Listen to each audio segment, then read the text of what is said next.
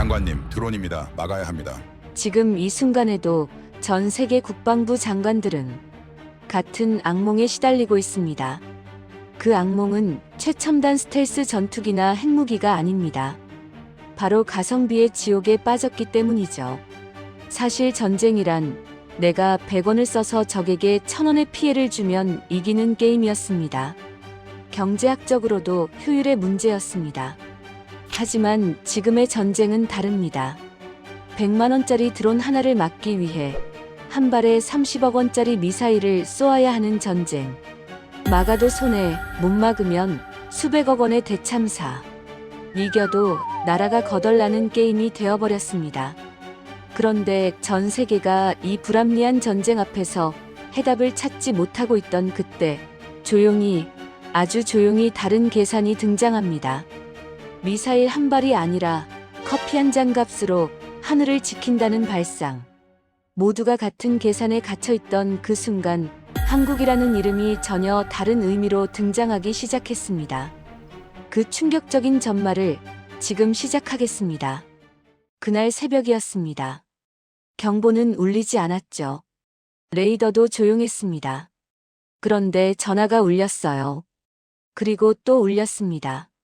세 번째 전화가 울릴 즈음 저는 자리에서 일어났죠. 정유시설입니다. 그 한 문장으로 충분했습니다. 위성 화면 속에서 불꽃이 솟아오르고 있었어요. 우리가 지켜야 할 국가의 심장이 아무 소리도 없이 타들어가고 있었죠. 방공망은 있었습니다. 요격 체계도 있었어요. 우리는 준비돼 있다고 믿었죠. 하지만 그날 밤 저는 처음으로 깨달았습니다. 이 전쟁은 이겨도 망하는 전쟁이라는 걸. 그리고 그 순간 나의 악몽은 시작됐습니다. 저는 파이살 알하르비, 사우디아라비아 국방장관을 지냈죠. 중동의 하늘을 지키는 최종 결정권자였습니다. 2019년 9월 14일이었죠.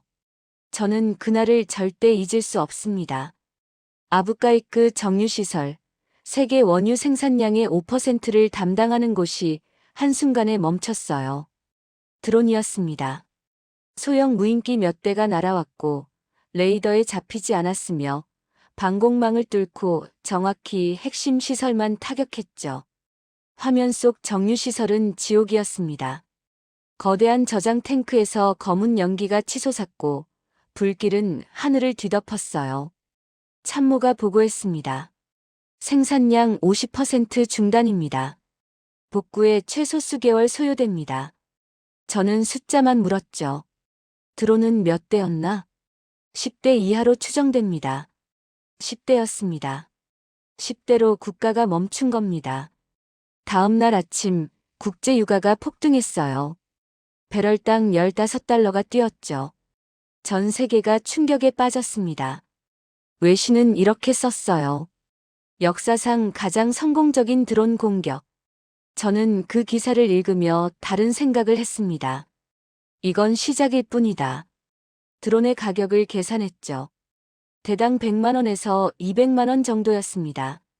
총 공격 비용은 2천만 원이 채 안 됐어요. 그런데 피해액은 어떻습니까? 수조 원이었습니다. 계산이 맞지 않았어요. 아니, 너무 정확히 맞았습니다. 공격자에게 유리하게요. 작전실로 돌아왔죠. 참모들이 모여 있었고 누군가 물었습니다. 어떻게 막을 수 있습니까? 저는 대답하지 않았어요. 왜냐하면 답을 알고 있었으니까요. 패트리엇 미사일이었습니다. 우리가 가진 최고의 요격 체계죠. 성공률도 높았어요. 90% 이상이었습니다. 그런데 문제가 있었죠. 미사일 한 발에 30억 원이었습니다. 100만 원짜리 드론 한 대를 막는데 30억 원을 쓰는 겁니까? 참모 한 명이 조심스럽게 말했습니다. 하지만 막아야 하지 않습니까? 저는 고개를 끄덕였죠. 맞습니다. 막아야 합니다. 그리고 덧붙였어요. 그런데 우리 미사일 재고가 몇 발입니까? 참모는 대답하지 못했습니다. 우리 둘 다 알고 있었으니까요. 충분하지 않다는 걸. 저는 그날 밤 처음으로 공포를 느꼈습니다.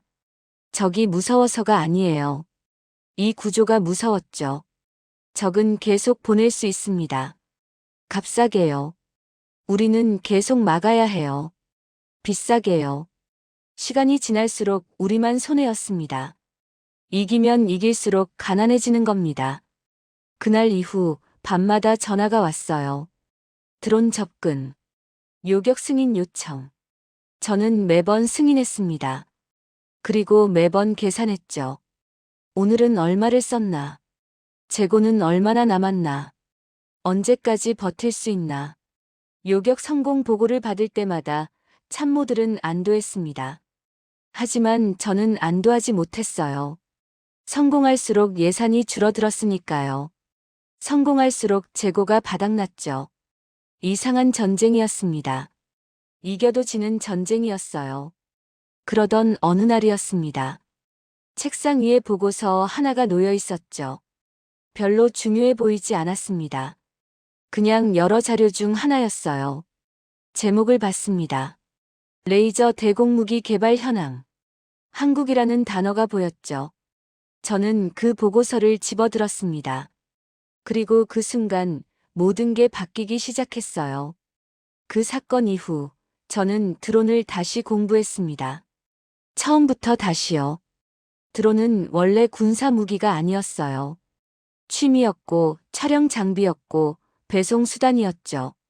누구나 살 수 있는 물건이었습니다. 그런데 어느 순간부터 전쟁터에 나타나기 시작했어요. 처음엔 정찰용이었습니다. 하늘에서 적을 관찰하는 정도였죠. 그런데 누군가 폭탄을 달았어요. 그리고 날려보냈습니다. 그게 전부였죠. 전쟁이 바뀌는데 그 이상은 필요하지 않았습니다. 참모가 자료를 가져왔어요. 장관님, 드론 공격 사례를 정리했습니다. 저는 그 보고서를 펼쳤죠. 숫자가 눈에 들어왔습니다. 2015년부터 2019년까지 중동 지역에서 발생한 드론 공격 237건이었어요. 그리고 그 숫자는 계속 늘고 있었습니다. 성공률은 어떻습니까? 제가 물었죠. 참모가 대답했습니다. 70% 이상입니다. 저는 고개를 끄덕였어요. 70%면 충분했습니다. 아니, 너무 높았죠. 더 충격적인 건 따로 있었습니다. 참모가 다음 페이지를 넘겼어요. 피해 규모입니다. 제 눈이 멈췄죠. 단일 공격으로 인한 최대 피해액 180억 달러였습니다. 하나로 24조 원이에요. 그런데 공격에 사용된 드론 비용은 얼마였습니까? 2천만 원이었죠. 드론의 진짜 공포는 성능이 아니었습니다. 가격이었어요. 시중에서 파는 상업용 드론의 간단한 개조만 하면 됐죠. 비용은 100만 원에서 500만 원 사이였습니다. 폭탄을 달아도 마찬가지였어요. 정밀 유도 장치. 필요 없었습니다. GPS만 있으면 됐으니까요. 이게 어떻게 가능합니까? 참모 한 명이 물었죠. 저는 화면을 가리켰습니다. 기술이 민주화됐기 때문입니다. 누구나 드론을 살 수 있고 누구나 조종할 수 있어요. 그리고 누구나 무기로 만들 수 있죠. 더 무서운 건 조종자였어요. 전쟁터에 없었습니다. 수백 킬로미터 떨어진 곳에서 화면을 보며 버튼을 눌렀죠. 안전했습니다. 목숨을 걸 필요가 없었어요. 실패해도 드론 하나 잃을 뿐이었습니다. 성공하면요? 국가 기반 시설을 마비시킬 수 있었죠. 저는 그 순간 깨달았습니다. 전쟁의 문턱이 사라졌습니다. 참모들이 저를 봤어요. 저는 계속 말했습니다. 과거엔 전쟁을 시작하려면 용기가 필요했습니다. 파일럿을 보내려면 각오가 필요했죠. 병사가 목숨을 걸었고 사령관은 그 무게를 느꼈습니다. 실패하면 사람이 죽었어요. 그게 억제력이었죠. 하지만 이제는 다릅니다. 저는 화면을 가리켰어요. 드론을 날리는데 용기가 필요 없습니다. 버튼 하나면 돼요. 실패해도 드론 하나 잃을 뿐입니다. 100만 원이죠. 다시 사면 됩니다. 참모 한 명이 반박했습니다. 하지만 우리에겐 방공망이 있습니다. 저는 고개를 저었어요. 맞습니다. 그런데 그게 문제죠. 우리 방공망은 비쌉니다. 드론은 쌉니다.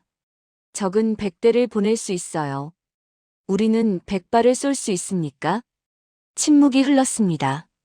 우리 모두 알고 있었으니까요. 불가능하다는 걸. 억제력이 무너지고 있습니다. 제가 말했죠.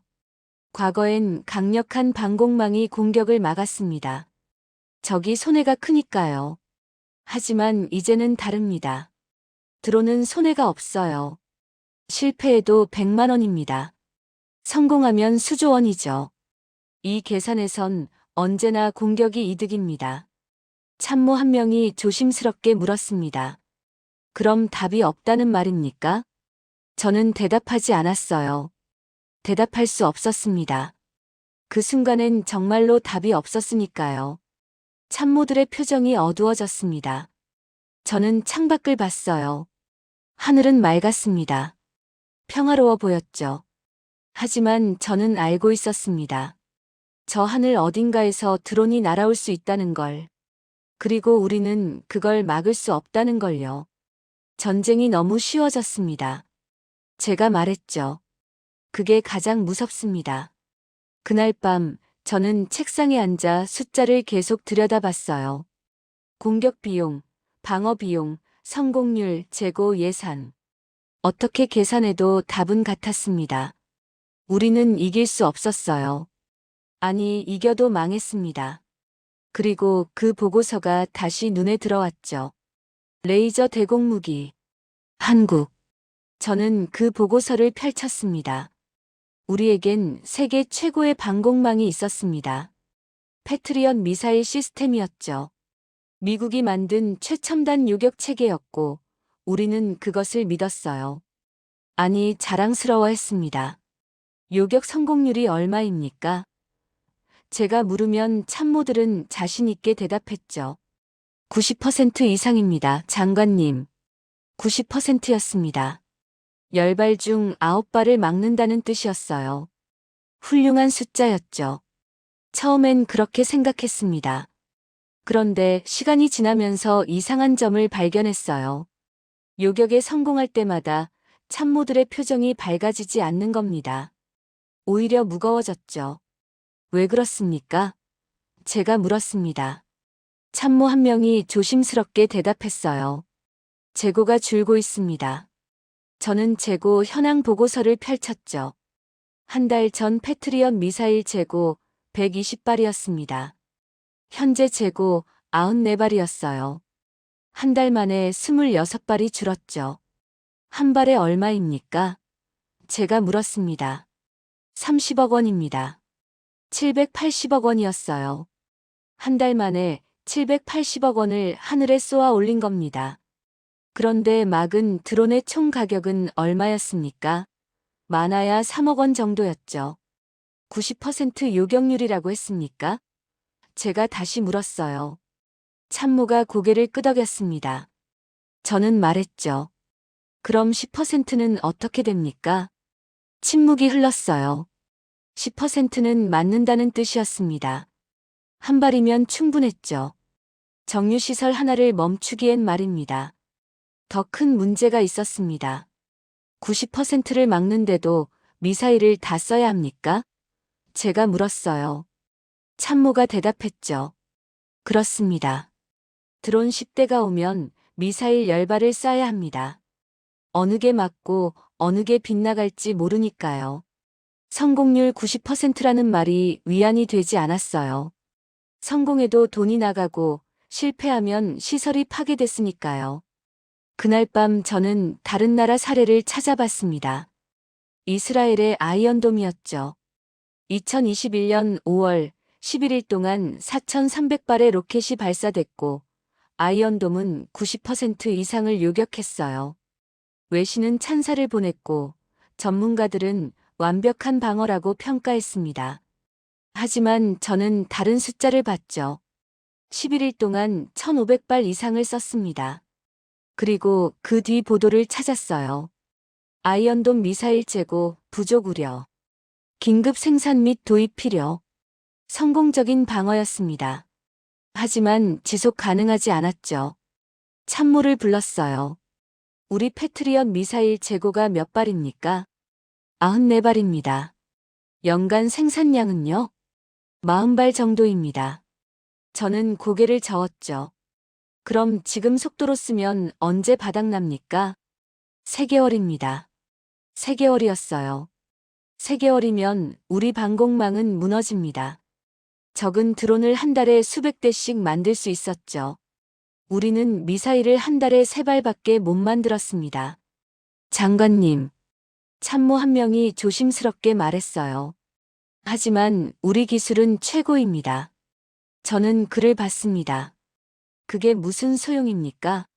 재고가 바닥나면 요격률이 100%여도 의미 없어요. 외신 기사가 올라왔죠. 사우디, 드론 공격 성공적 방어. 찬사였습니다. 하지만 저는 웃을 수 없었어요. 그 성공이 우리를 파산시키고 있었으니까요. 작전실에서 참모들과 회의했습니다. 해결책이 있습니까? 제가 물었죠. 한 명이 대답했어요. 더 많은 미사일을 구매해야 합니다. 또 한 명이 말했습니다. 생산 라인을 늘려야 합니다. 저는 고개를 저었어요.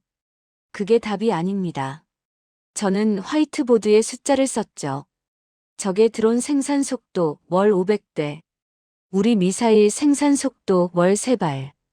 아무리 늘려도 따라잡을 수 없습니다. 이건 생산 경쟁에서 이미 진 겁니다. 침묵이 흘렀어요. 저는 계속 말했습니다. 이건 기술의 문제가 아닙니다. 우리 기술은 좋아요. 요격률도 높습니다. 하지만 구조가 잘못됐죠. 적은 싸게 공격하고 우리는 비싸게 방어합니다. 이 게임은 시간이 지날수록 우리가 져요. 그날 밤 저는 결론을 내렸습니다. 이겨도 지는 전쟁이에요. 성공할수록 가난해지고 막을수록 재고가 줄어듭니다. 그리고 언젠가 재고가 바닥나는 순간 우리 방공망은 무너지죠. 답이 필요했습니다. 그런데 답이 보이지 않았어요. 저는 그날 밤 모든 감정을 지웠습니다. 명분도, 체면도, 분노도 전부 치웠어요. 책상 위엔 숫자만 남겼죠. 공격 비용, 방어 비용, 성공률, 재고 예산. 전쟁을 회계장부로 바꿨습니다. 계산기를 두드렸어요. 드론 1대 100만 원에서 200만 원. 패트리엇 미사일 한 발 30억 원. 비율을 계산했습니다. 1대 1500이었죠. 적은 일을 쓰고 우리는 1500을 씁니다. 이건 전쟁이 아니었어요. 일방적인 출혈이었습니다. 참모를 불렀죠. 예산회의를 소집하십시오. 다음 날 아침 재무 담당 참모들이 모였습니다. 저는 화면에 숫자를 띄웠어요. 지난달 방공 예산 지출입니다. 780억 원이었죠. 이번 달 예측치입니다. 900억 원이었습니다. 언제까지 버틸 수 있습니까? 제가 물었어요. 재무 담당관이 대답했습니다. 현재 속도라면 6개월입니다. 그 이후엔 다른 국방 예산을 삭감해야 합니다. 저는 물었죠. 어느 부분을 삭감합니까? 훈련비, 장비 유지비, 인건비입니다. 국방이 국방을 갉아먹는 구조였어요. 드론을 막기 위해 군대를 약화시켜야 했습니다. 이게 말이 됩니까? 적의 예산은 얼마입니까? 제가 물었죠. 정보 담당 참모가 대답했습니다. 정확히는 모릅니다. 하지만 드론 제작 비용을 고려하면 우리의 100분의 1도 안 됩니다. 저는 고개를 끄덕였어요. 그럼 적은 100배를 더 보낼 수 있다는 뜻입니까? 그렇습니다. 계산이 끝났죠. 우리가 이길 수 없는 게임이었습니다. 그래프를 그렸어요. 가로축은 시간, 세로축은 비용이었습니다. 빨간 선은 우리 방어 비용, 파란 선은 적의 공격 비용이었죠. 빨간 선은 가파르게 올라갔고 파란 선은 거의 수평이었습니다. 두 선이 만나는 지점은 없었어요. 우리만 올라갈 뿐이었죠. 이게 뭡니까? 참모 한 명이 물었습니다. 저는 대답했어요. 파산 곡선입니다. 시간이 지날수록 우리만 가난해집니다. 적은 그대로예요. 참모 한 명이 항변했죠. 하지만 우리는 막고 있지 않습니까? 저는 그를 봤습니다. 막고 있습니다. 그런데 막을 때마다 우리가 약해져요. 이게 승리입니까? 침묵이 흘렀죠. 저는 계속 말했습니다. 적은 무한히 공격할 수 있습니다. 드론은 싸니까요. 우리는 유한하게 방어해요. 미사일은 비싸니까요. 시간은 누구 편입니까? 아무도 대답하지 않았습니다. 저는 다른 자료를 펼쳤어요. 요격 성공 보고서입니다. 지난 3개월간 성공률 92%였죠. 훌륭합니다. 제가 말했습니다. 그런데 이게 무슨 의미입니까? 참모들이 저를 봤어요. 전술적으론 성공입니다. 드론을 막았으니까요. 하지만 전략적으론 실패예요. 우리 예산이 바닥나고 있으니까요. 막는 게 목표입니까? 아니면 살아남는 게 목표입니까? 참모 한 명이 말했죠. 그럼 막지 말라는 겁니까? 저는 고개를 저었습니다. 막아야 합니다. 하지만 이 방식으론 안 돼요. 이건 답이 아닙니다. 재고 그래프를 다시 봤어요. 3개월 전 120발, 지금 94발, 3개월 후 예측치 60발이었습니다. 선은 계속 내려갔죠. 그리고 언젠가 0이 됩니다. 그 순간 우리 방공망은 무너져요. 적은 알고 있습니까? 제가 물었습니다. 정보 담당관이 대답했죠. 아마도요. 우리 미사일 재고는 기밀이지만 발사 횟수는 숨길 수 없습니다. 계산하면 알 수 있어요. 저는 한숨을 쉬었습니다. 그럼 적은 기다리기만 하면 됩니다. 우리가 알아서 무너질 때까지요. 그날 밤 저는 한 문장을 종이에 썼죠. 이겨도 망하는 구조. 그 밑에 다시 썼습니다. 가성비의 지옥. 이게 우리가 빠진 함정이었어요. 요격에 성공할수록, 방어에 성공할수록 우리는 파산에 가까워졌습니다. 참모 한 명이 물었어요. 장관님, 해법이 있습니까? 저는 대답하지 않았습니다. 그 순간엔 정말 없었으니까요. 더 강한 무기를 사온다고 해결될 문제가 아니었어요. 더 많은 미사일을 만든다고 끝날 싸움도 아니었습니다. 이건 구조의 문제였죠. 공격은 싸고 방어는 비쌉니다. 이 불균형이 지속되는 한 우리는 계속 질 수밖에 없었어요. 창밖을 봤습니다. 도시에 불이 켜져 있었어요. 평화로워 보였죠. 하지만 저는 알고 있었습니다. 이 평화는 매일 밤 780억 원을 태우며 유지되고 있다는 걸. 그리고 곧 그 돈이 바닥날 거라는 걸요. 답이 필요했습니다. 다른 방식이 필요했어요. 그날도 보고서 더미가 책상에 쌓여 있었습니다. 예산안, 작전 보고서, 정보 분석 자료들이었죠. 저는 하나씩 넘기며 서명했어요. 기계적이었습니다. 매일 반복되는 일이었으니까요. 그런데 한 문서에서 손이 멈췄죠. 공식 보고서 사이에 끼어있던 자료였습니다. 제목을 봤어요. 레이저 대공무기 개발 현황. 별로 특별해 보이지 않았습니다. 레이저 무기는 이미 여러 나라에서 연구 중이었으니까요. 그냥 넘기려다가 한 줄이 눈에 들어왔어요. 개발국 한국이었습니다. 한국? 저는 잠시 멈췄죠. 한국은 성실한 나라였습니다. 기술도 좋았어요. 하지만 방산 강국은 아니었습니다. 적어도 제 인식에선 그랬죠. 호기심이 생겼어요. 자료를 펼쳤습니다. 기술 설명이 나왔죠. 광섬유 레이저, 출력 30kW, 사거리 3km. 평범했습니다. 미국이나 이스라엘의 레이저 무기와 비슷한 수준이었어요. 다음 페이지를 넘겼죠. 그리고 한 항목에서 눈이 멈췄습니다. 단발 비용 항목이었어요. 숫자를 봤습니다. 2,000원이라고 써 있었죠. 저는 다시 읽었어요. 2,000원. 틀린 것 같았습니다. 오타였을 겁니다. 아마 2천만 원이거나 2억 원일 거라고 생각했죠. 레이저 무기가 2,000원일 리 없었으니까요. 참모를 불렀습니다. 이 자료 확인해 주십시오. 단발 비용이 2,000원이라고 되어 있는데 오타 같습니다. 참모가 자료를 들여다봤어요. 그리고 고개를 끄덕였습니다. 맞습니다, 장관님. 2,000원입니다. 뭐가 맞습니까? 제가 물었죠. 2,000원이 맞다는 겁니까? 참모가 대답했어요. 네, 레이저는 전기로 작동합니다. 한 발 쏘는데 드는 전기료가 약 2,000원입니다. 저는 침묵했습니다. 계산이 안 됐어요. 아니, 너무 잘 됐습니다. 패트리엇 미사일 한 발 30억 원. 레이저 한 발 2,000원. 이게 어떻게 가능합니까? 계산기를 꺼냈죠. 30억을 2,000으로 나눴습니다. 150만이 나왔어요. 150만 발이었습니다.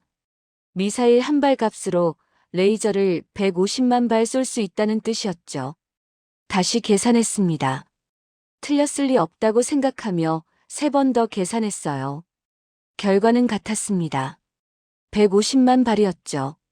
이게 실전 배치 가능합니까? 제가 물었습니다. 참모가 자료를 넘겼어요.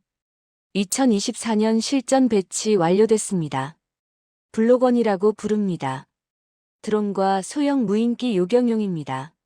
실전 배치였죠. 이건 실험실의 이야기가 아니었습니다. 실제로 작동하는 무기였어요. 저는 자료를 다시 읽었습니다. 요격 성공률 100% 테스트 기록. 연속 발사 능력 무제한. 재장전 시간 없음. 필요한 건 전기뿐이었죠. 숫자를 계속 들여다봤어요. 드론 1대가 날아옵니다. 우리는 패트리엇 30억 원을 씁니다. 한국은 레이저 2,000원을 써요. 드론 10대가 날아옵니다. 우리는 300억 원을 씁니다. 한국은 2만 원을 써요. 드론 100대가 날아와도 한국은 20만 원이었습니다. 1,000대가 와도 200만 원이에요. 1만 대가 와도 2천만 원입니다. 그런데 우리는 1만 대를 막으려면 30조 원이 필요하죠. 계산이 무너지기 시작했어요. 제가 지난 몇 달간 붙잡고 있던 모든 숫자가 의미를 잃었습니다. 재고 걱정, 예산 걱정, 생산 속도 걱정. 한국 앞에선 다 무의미했죠. 장관님? 참모가 조심스럽게 불렀습니다. 저는 대답하지 않았어요. 그저 숫자를 계속 들여다봤습니다. 2,000원. 이 작은 숫자가 모든 걸 바꿀 수 있었어요. 이건 무기 얘기가 아닙니다. 제가 말했죠. 참모가 고개를 갸웃했어요. 무슨 말씀이십니까? 저는 자료를 내려놓았습니다. 이건 전쟁 구조의 얘기입니다. 미사일은 쏠 때마다 돈이 나가요. 재고가 줄어듭니다. 생산이 필요하죠. 하지만 레이저는 다릅니다. 전기만 있으면 끝없이 쏠 수 있어요. 소모되지 않습니다. 적이 100대를 보내든 1,000대를 보내든 상관없다는 뜻입니까? 참모가 물었죠. 저는 고개를 끄덕였습니다. 그렇습니다. 레이저는 지치지 않아요. 탄약이 아니라 전기니까요. 그날 밤 저는 그 자료를 계속 들여다봤습니다. 한국이라는 나라가 다르게 보이기 시작했어요. 더 강한 무기를 만든 게 아니었습니다. 더 오래 버틸 수 있는 무기를 만들었죠. 그 차이가 전쟁을 바꿀 수 있었습니다. 저는 다음 날 아침 미국의 레이저 무기 자료를 찾았습니다. 비교가 필요했어요. 왜 한국만 가능했는지 알고 싶었으니까요. 미국의 레이저 무기가 화면에 떠올랐죠. 출력은 훨씬 강했습니다. 100kW, 한국의 3배 이상이었어요. 사거리도 더 길었습니다. 기술 수준도 높았죠. 미국은 이 분야에서 수십 년을 앞서 있었으니까요. 그런데 왜 배치가 안 됐습니까? 제가 물었어요. 참모가 자료를 넘겼습니다. 너무 큽니다. 군함에 탑재하거나 대형 기지에만 설치 가능해요. 이동이 어렵습니다. 저는 사진을 봤죠. 거대한 장비였습니다. 건물만 했어요. 실전 배치는요? 제가 물었습니다. 시험 단계입니다. 아직 완전한 작전 능력은 없어요. 저는 고개를 끄덕였죠.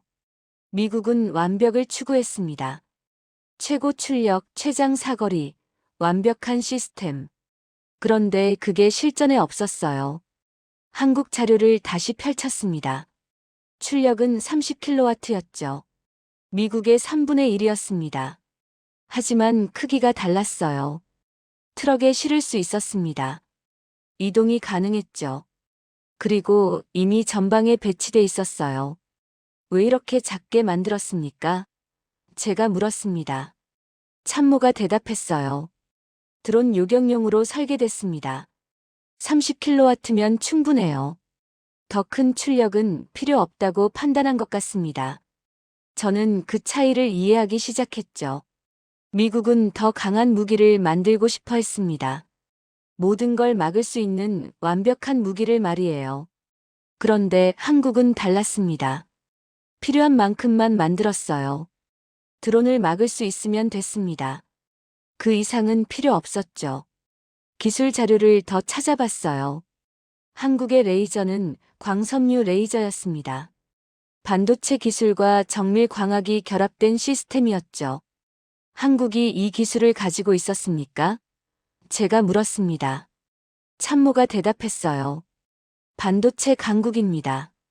디스플레이, 광학 분야에서도 앞서 있어요. 저는 이해했습니다. 한국은 새로운 기술을 발명한 게 아니었어요. 이미 가진 기술을 조합했습니다. 반도체, 광학, 제어 시스템. 다 있던 기술이었죠. 그걸 하나로 모아서 무기를 만든 겁니다. 개발 기간이 얼마나 걸렸습니까? 제가 물었어요. 10년 정도입니다. 10년이었죠. 미국은 30년 넘게 연구했습니다. 아직도 실험실에 있었어요. 한국은 10년 만에 전방에 배치했습니다. 차이가 보이기 시작했어요. 속도였습니다. 한국은 빨랐죠. 완벽하지 않아도 됐습니다. 작동하면 됐어요. 실전에서 쓸 수 있으면 됐습니다. 사진을 다시 봤어요. 한국의 레이저 무기는 군용 트럭에 실려 있었습니다. 이동할 수 있었죠. 도심에도 사막에도 산악 지역에도 갈 수 있었어요. 필요한 곳 어디든 갈 수 있었습니다. 배치 시간이 얼마나 걸립니까? 제가 물었죠. 30분입니다. 도착해서 전개하고 작동 준비까지 30분이면 돼요. 30분이었습니다. 패트리엇은 몇 시간이 걸렸어요. 미국의 대형 레이저는 아예 이동이 불가능했죠. 참모가 영상을 보여줬습니다. 한국 레이저 무기의 배치 과정이었어요. 트럭이 도착합니다. 장비가 전개됩니다. 레이저가 작동 준비를 마치죠. 정말 30분이었습니다. 그리고 바로 요격이 가능했어요. 테스트 결과는 어떻습니까? 제가 물었습니다. 참모가 자료를 넘겼어요. 드론 요격 성공률 100%입니다. 연속 요격 테스트도 통과했어요. 저는 영상을 계속 봤습니다. 레이저가 발사됐어요. 빛이 드론을 향했습니다. 순식간이었죠. 드론이 떨어졌습니다. 소리도 없었어요. 연기도 없었습니다. 그저 빛 한 줄기가 하늘을 가르고 드론이 사라졌습니다. 재장전은요? 제가 물었죠. 필요 없습니다. 전기만 공급되면 계속 쏠 수 있어요. 저는 그날 밤 결론을 내렸습니다. 이건 기술의 문제가 아닙니다. 참모들이 저를 봤어요. 저는 계속 말했습니다. 사고방식의 문제죠. 미국은 최고를 만들고 싶어 합니다. 한국은 필요한 걸 만들어요. 미국은 실험실에서 완벽을 추구합니다. 한국은 전장에서 작동을 확인하죠. 참모 한 명이 물었어요. 그럼 한국 무기가 더 우수하다는 겁니까? 저는 고개를 저었습니다. 우수하다는 게 아닙니다. 필요하다는 거예요. 우리에게 필요한 건 완벽한 무기가 아닙니다. 끝까지 버틸 수 있는 무기죠. 자료를 덮었어요. 한국은 다른 질문을 던졌습니다. 어떻게 더 강하게 만들까? 가 아니라 어떻게 더 오래 쓸 수 있을까? 였죠. 그 질문의 차이가 답의 차이를 만들었습니다. 장관님, 참모가 조심스럽게 말했어요. 도입을 검토하시겠습니까? 저는 고개를 끄덕였습니다. 검토가 아닙니다. 필수예요. 창밖을 봤죠. 하늘은 여전히 위협적이었습니다. 하지만 이제 답이 보였어요. 한국이 그 답을 가지고 있었습니다. 저는 그날 밤 계산기를 다시 꺼냈습니다. 마지막 확인이 필요했어요. 레이저 발사 비용 2,000원. 패트리엇 미사일 30억 원. 비율을 다시 계산했죠. 1대 150만이었습니다. 이 숫자가 의미하는 걸 천천히 생각했어요. 우리가 미사일 한 발을 쏘는 비용으로 한국은 레이저를 150만 발 쏠 수 있습니다. 150만 발이에요. 적이 드론 100대를 보낸다고 가정합시다. 제가 참모들에게 말했죠. 우리는 패트리엇 100발이 필요합니다. 3천억 원입니다. 한국은요? 참모가 계산했어요. 20만 원입니다. 20만 원이었습니다. 우리는 3천억을 쓰고 한국은 20만 원을 씁니다. 그런데 결과는 같아요. 드론 100대를 막습니다. 1000대가 온다면요? 제가 다시 물었죠. 우리는 3조 원입니다. 한국은 200만 원입니다. 숫자가 커질수록 차이는 더 벌어졌어요. 1만 대가 오면 우리는 30조 원이 필요합니다. 한국은 2천만 원이면 돼요. 계산이 붕괴하고 있었습니다. 저는 화이트보드에 썼죠. 무한 탄창. 참모들이 저를 봤습니다. 저는 설명했어요. 미사일은 재고가 있습니다. 100발, 200발 한정돼 있어요. 다 쓰면 끝입니다. 그런데 레이저는요? 전기만 있으면 됩니다. 참모가 대답했죠. 맞습니다. 제가 말했어요. 전기만 있으면 끝없이 쏠 수 있습니다. 재고 걱정이 없어요. 생산 걱정도 없습니다. 발전소가 돌아가는 한 레이저는 멈추지 않아요. 이게 진짜 차이였습니다. 미사일은 소모품이에요. 쏘면 없어집니다. 다시 만들어야 하죠. 시간도 걸리고 돈도 듭니다. 하지만 레이저는 다릅니다. 소모되지 않아요. 전기를 쓸 뿐입니다. 예산은 어떻게 됩니까? 참모가 물었습니다. 저는 그래프를 그렸어요. 미사일 방어는 이렇습니다. 선이 가파르게 올라갔습니다. 공격이 계속될수록 예산이 폭증해요. 그런데 레이저는 이렇습니다. 선이 거의 수평이었죠. 전기료만 나갑니다. 공격이 100번이든 1000번이든 비용은 거의 같아요. 참모들이 숨을 죽였습니다. 의미를 이해하기 시작한 거예요. 공격자의 전략이 무너집니다. 제가 말했죠. 지금까지 드론 전술은 간단했습니다. 싸게 대량으로 공격하면 방어자는 비싸게 막다가 파산해요. 그런데 레이저 앞에선요? 의미가 없습니다. 참모가 말했어요. 맞습니다. 저는 고개를 끄덕였죠. 10대를 보내든 100대를 보내든 1000대를 보내든 한국은 끄떡없습니다. 전기료만 조금 더 나올 뿐이에요. 대량 공격의 이점이 사라집니다. 작전실이 조용해졌어요. 우리는 수개월간 이 문제와 싸워왔습니다. 답이 없다고 생각했죠. 그런데 답이 있었습니다.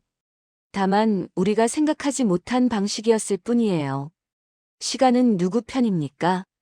제가 물었습니다. 이제 우리 편입니다. 참모가 대답했죠. 저는 고개를 끄덕였어요. 과거엔 시간이 공격자 편이었습니다. 우리 재고가 먼저 떨어지니까요. 하지만 레이저는 다릅니다. 시간이 지나도 소모되지 않아요. 적이 지칩니다. 우리는 버팁니다. 그날 밤 저는 한 문장을 종이에 썼습니다. 전쟁의 경제학이 끝났다. 참모들이 그 문장을 봤어요. 비대칭 전쟁의 핵심은 가성비였습니다. 제가 설명했죠. 싸게 공격하고 비싸게 방어하게 만드는 거예요. 그런데 방어가 더 이상 비싸지 않다면요? 오히려 방어가 더 싸다면요? 전쟁의 룰이 바뀝니다. 참모가 말했어요. 맞습니다. 저는 창밖을 봤습니다. 드론 전술의 시대가 끝나고 있어요. 아니, 정확히 말하면 대응 방법이 생긴 겁니다. 한국이 그 방법을 찾았어요. 그날 이후 저는 다르게 생각하기 시작했습니다. 전쟁에서 이기는 나라는 가장 강한 무기를 가진 나라가 아니에요. 끝까지 버틸 수 있는 나라입니다. 그리고 한국은 바로 그걸 만들었죠. 8장. 소식은 빠르게 퍼졌습니다. 중동 방산 시장은 생각보다 작았어요. 모두가 서로를 알고 있었죠. 첫 전화는 일주일 후에 왔습니다. 아랍에미리트 국방부였어요. 장관님, 한국 레이저 무기에 대해 들었습니다. 우리도 도입을 검토하고 싶습니다. 그 다음은 쿠웨이트였죠. 그 다음은 카타르였습니다. 문의가 쏟아졌어요. 불과 한 달 전만 해도 이런 질문이었습니다. 이걸로 드론을 막을 수 있습니까? 이제는 달랐어요. 언제 도입 가능합니까? 저는 방산 전시회에 참석했습니다. 한국 방산 부스 앞에 사람들이 줄을 섰어요. 모두 같은 걸 보러 왔습니다. 레이저 무기였죠. 담당자가 설명했습니다. 출력, 사거리, 성공률. 사람들은 고개를 끄덕였어요. 하지만 진짜 관심은 다른 곳에 있었습니다. 비용이 얼마입니까? 누군가 물었죠. 발당 2,000원입니다. 순간 장내가 조용해졌어요. 다들 계산하고 있었습니다. 자기 나라 예산으로요. 회의실로 자리를 옮겼습니다. 중동 각국 국방 관계자들이 모였어요. 저도 그 자리에 있었습니다. 한국 측 담당자가 프레젠테이션을 시작했죠. 방공의 개념이 바뀌고 있습니다. 그가 말했어요. 과거엔 요격률이 중요했습니다. 얼마나 정확히 막느냐였죠. 하지만 이제는 다릅니다. 얼마나 오래 막느냐가 중요해졌습니다. 화면에 그래프가 떴어요. 시간 대 비용 그래프였습니다. 미사일 방어는 시간이 지날수록 비용이 증가합니다. 하지만 레이저는 거의 일정해요. 이게 지속 가능성입니다. 옆에 앉은 요르단 장성이 물었습니다. 그럼 한 번 방어하는 게 아니라 끝없이 방어할 수 있다는 겁니까? 그렇습니다. 한국 측이 대답했죠. 저는 그 말을 곱씹었어요. 끝없는 방어. 과거엔 불가능했습니다. 재고가 떨어지니까요. 예산이 바닥나니까요. 하지만 이제는 다릅니다. 전기만 있으면 되니까요. 로드맵이 있습니까? 제가 물었습니다. 한국 측이 다음 슬라이드를 넘겼어요. 블로거는 현재 배치 중입니다. 드론과 소형 무인기 대응용이에요. 블록2는 개발 중입니다. 순항미사일과 단거리 탄도미사일 요격이 목표죠. 블록3는 설계 단계입니다. 항공기와 위성까지 대응 범위를 확장할 예정이에요. 항공기까지였습니다. 저는 숨을 죽였어요. 이건 단순히 드론 요격 무기가 아니었습니다. 하늘 전체의 개념을 바꾸는 무기였죠. 회의가 끝나고 복도에서 이스라엘 장성을 만났습니다. 그가 말했어요. 우리도 레이저를 연구했습니다.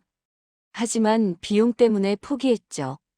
한국은 어떻게 이렇게 싸게 만들었습니까? 저는 대답했습니다. 처음부터 목표가 달랐던 것 같습니다. 우리는 최고 성능을 원했어요. 한국은 지속 가능성을 원했습니다. 그날 밤 호텔 방으로 돌아왔습니다. 창밖으로 도시의 불빛이 보였어요. 저는 책상에 앉아 생각했습니다. 나는 오랫동안 전쟁을 계산해온 사람입니다. 그리고 그 계산은 늘 잔인했어요. 이길수록 잃는 전쟁이었습니다. 막을수록 가난해지는 방어였죠. 한국은 그 계산을 바꿨습니다. 더 강한 무기를 만든 것이 아니었어요. 더 오래 살아남는 방식을 제시했습니다. 30억 원짜리 미사일 대신 2,000원짜리 레이저를요. 소모되는 탄약 대신 끝없는 전기를요. 그 차이는 작아 보였습니다. 하지만 전쟁의 정의를 바꾸기에 충분했어요. 공격자가 유리하던 전쟁이 방어자가 버틸 수 있는 전쟁으로 바뀌었습니다. 시간이 적의 편이던 구조가 우리 편으로 돌아섰죠. 저는 노트북을 열었습니다. 한국 방산업체에 이메일을 쓰기 시작했어요. 제목은 간단했습니다. 도입협의 요청. 이제 나는 압니다. 전쟁에서 이기는 나라는 가장 많은 무기를 가진 나라가 아니라는 걸. 가장 비싼 무기를 가진 나라도 아닙니다. 끝까지 버틸 수 있는 나라예요. 재고가 떨어지지 않는 나라입니다. 예산이 바닥나지 않는 나라죠. 그리고 그 답은 이미 한국이 보여주고 있습니다.